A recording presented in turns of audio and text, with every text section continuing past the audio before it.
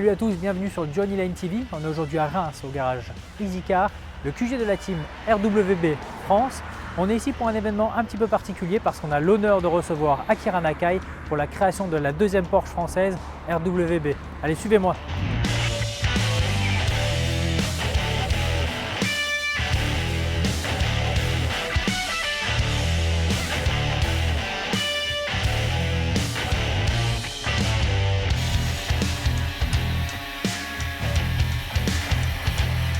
Donc là, on vient de voir Akira Nakai découper directement à main levée dans l'aile. Il faut savoir qu'à ses débuts, il était très critiqué pour ça. Beaucoup de gens criaient au tuning. Ils trouvaient ça vraiment inconcevable de pouvoir découper à main levée ou juste au regard. Et aujourd'hui, après 150-200 modèles travaillés de main de maître, beaucoup de gens, la plupart des gens, s'accordent à dire que c'est un artiste.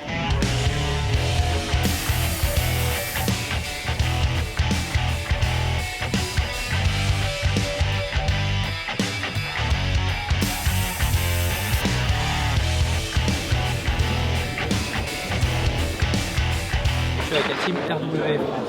Salut les gars, est-ce que vous pouvez vous présenter, Hervé et Mathieu? Salut. Qu'est-ce que vous faites chez RWB et depuis combien de temps vous existez?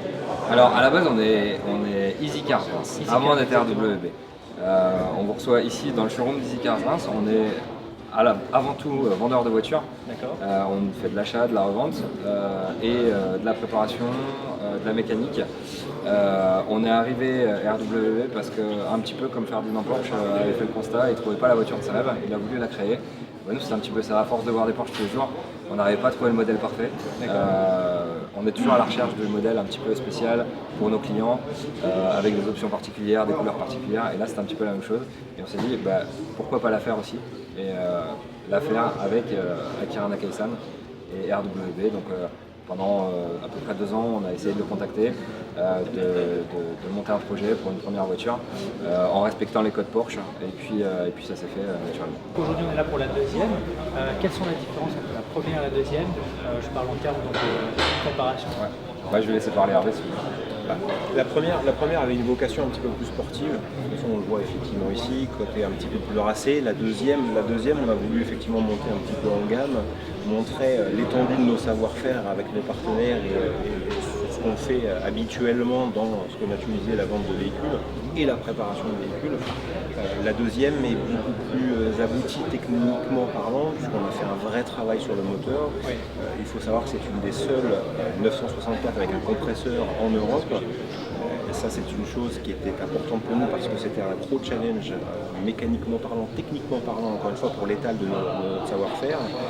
Mais on a voulu la rendre méchamment discrète, entre guillemets, c'est-à-dire un petit peu plus sobre, mais paradoxalement parlant, un petit peu plus bestiale à l'intérieur. Tant dans la qualité de finition qui est, à la différence de Champagne ici, très racée, celle-ci est plus classe. Et le moteur finalement un peu plus caché par un petit bec de canard qui rappelle les anciennes. On pourrait effectivement imaginer que le moteur de la deuxième irait paradoxalement parlant un peu mieux dans la première, mais on a voulu encore une fois être annonciateur de surprise et prendre les gens un petit peu à contre-pied sur on a quelque chose de visuellement bestial, mais on a quelque chose qui marche très fort déjà, mais finalement sobre mécaniquement. Et l'autre, on a quelque chose de sobre esthétiquement parlant, mais bestial mécaniquement.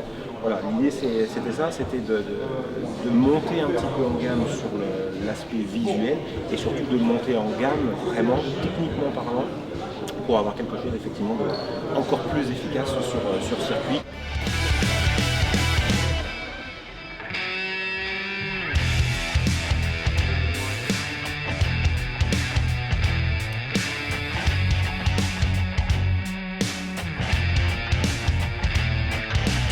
Autre chose d'incroyable chez Akira Nakai et RWB en général, c'est le souci du détail. Il a beau couper à main levée, tout ce qui est joint, visserie, fit avec la carrosserie, c'est vraiment présent. J'ai eu beau travailler sur beaucoup de projets américains, il n'y a pas de fit.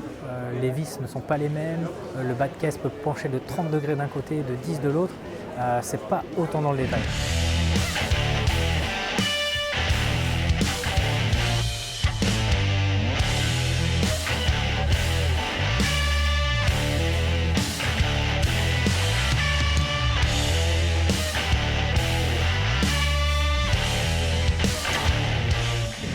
Du coup, c'est la fin de journée, on va laisser la Porsche reposer. On va se retrouver autour d'un bon barbecue pour pouvoir bien décompresser et on vous dit à demain.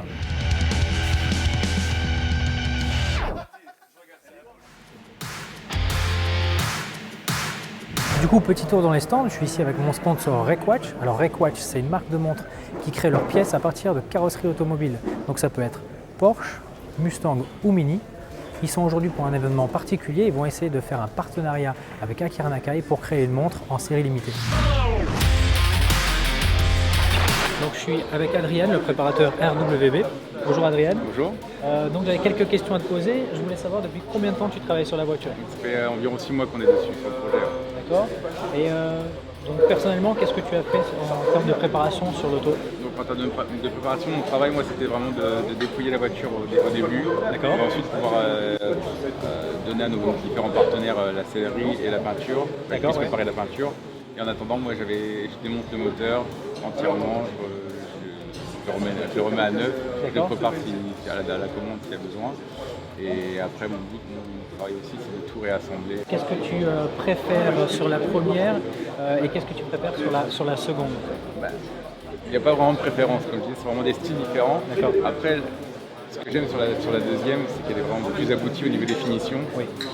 Et à la limite, c'est pas ce qu'on demande à la première. La première, on voulait quelque chose de plus racing, on n'est pas sur les finitions vraiment. Oui, d'accord. C'est vraiment ça la différence. Ok, je te remercie. En tout cas, c'est un super beau travail de ta part. Merci.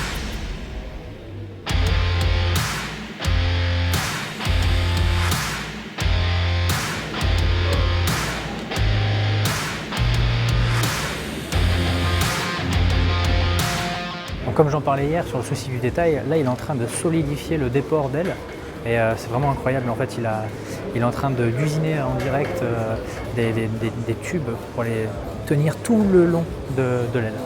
C'est vraiment bien fait.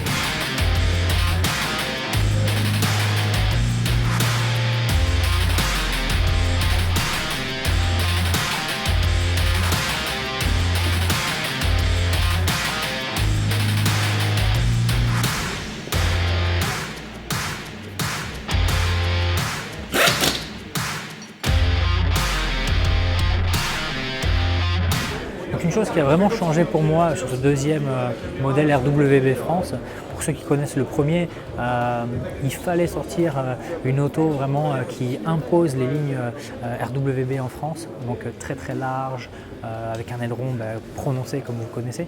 Sur celle-ci, on est vraiment sur un côté un peu moins massif, un peu plus discret, avec vraiment beaucoup de choses old school qui me plaisent vraiment, et ça a vraiment changé ma façon de voir le matching numbers et le côté prépa. Et honnêtement, je suis vraiment pour ce qui est modification qui améliore la voiture en gardant les codes Porsche. C'est vraiment magnifique.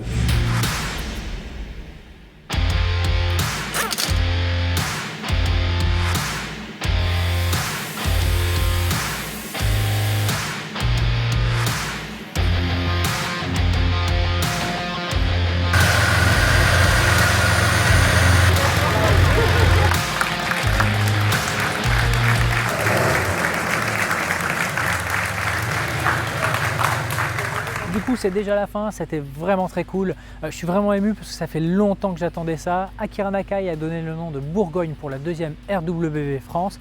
Je tiens tout particulièrement à remercier Adrien, Hervé et Mathieu qui ont été incroyables tant sur la préparation de la voiture que sur l'organisation. On a pu recevoir beaucoup de membres de RWB Europe. C'est vraiment une famille comme ils le disent. J'ai adoré pouvoir partager automobile avec eux toute la journée. C'est des gens vraiment humbles. En tout cas, je vous dis à la prochaine. N'hésitez pas à commenter et à partager ma vidéo. Et on se dit à bientôt.